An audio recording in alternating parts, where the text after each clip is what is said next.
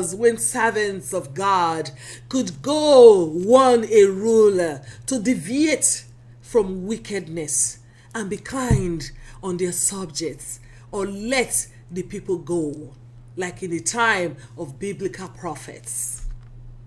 Now the game is the system dislocates and disables people to the extent of hopelessness. While our pastors they just watch, shamelessly, silent, and waiting anxiously to take people into their churches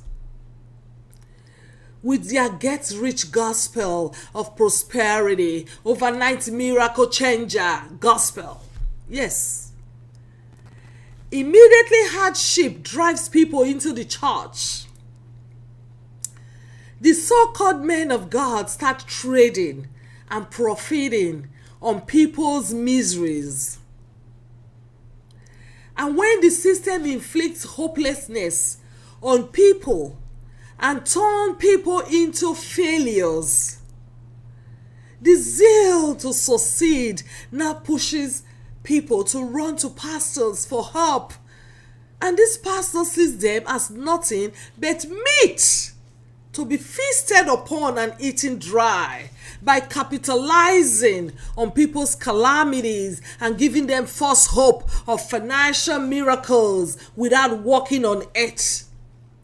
And then the promise of building mansions in heaven, when these members are already chronically suffering on earth.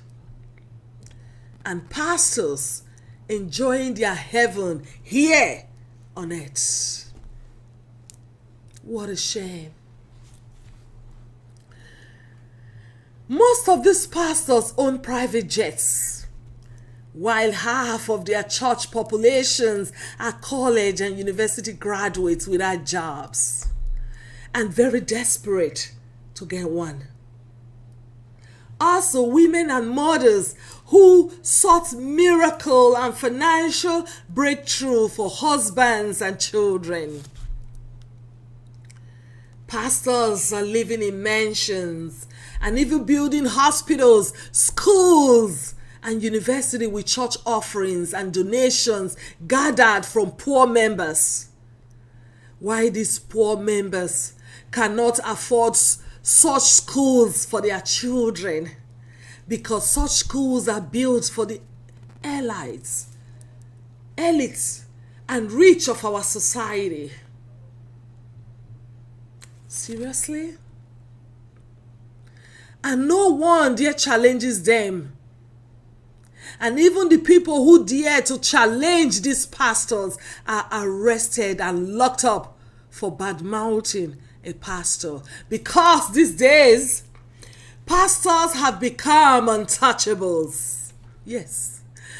The pastor's first strategy of defense is to infuse fear on people by making a video where the preachers they make a video where they preach with the title, "Do not talk bad about a man of God, even if he's the worst person you know."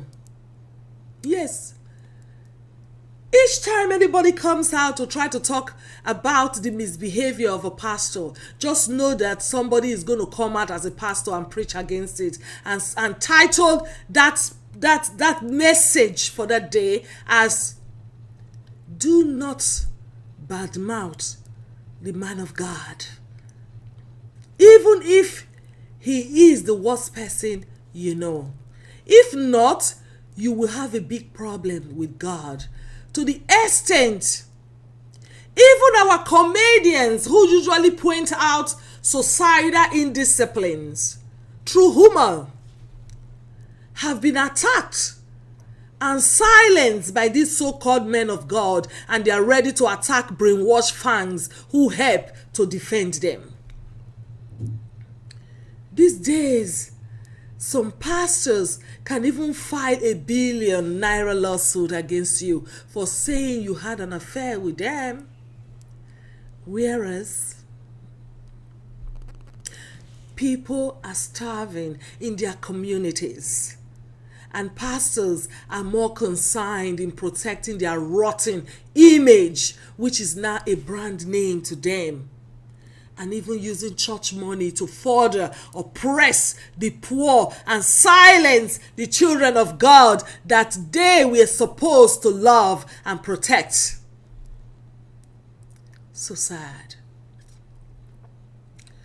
So sad to see how people can be so blindfolded to the extent that they cannot rationalize anymore. Imagine, there are people starving who live in these same streets where these big churches are located. There are mothers suffering to make ends meet and children unable to attend school due to lack of school fees. And yet, we all hallow these thieves who parade themselves as men of God. People are so hungry for miracles due to the miseries that have engulfed these societies, to the extent that when these evil greed-eating pastors come into crusades performing fake miracles by blowing people off their feet just by merely stretching their hands, and people say, "Oh, what a miracle."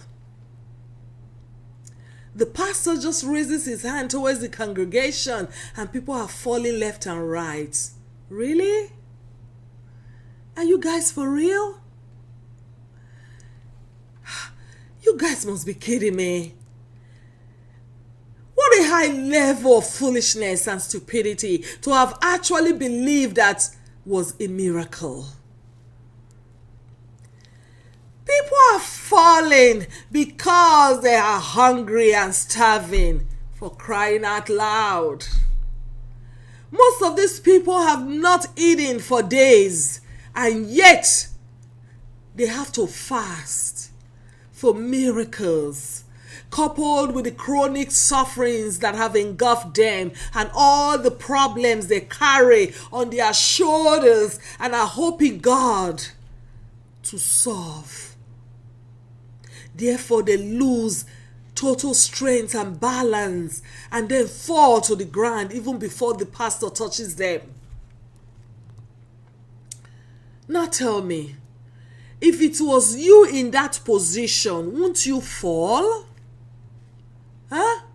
How many times have you watched or seen videos of these pastors coming over to the US or Canada for crusades and people fall to the ground like you see in Africa? Or how many times have you seen videos where hands are laid on people's head and turn their heads and neck round until they fall to the ground?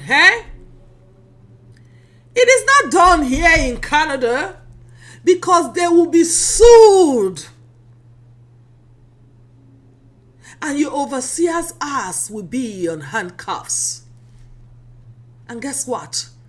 The church will be shut down. Come on!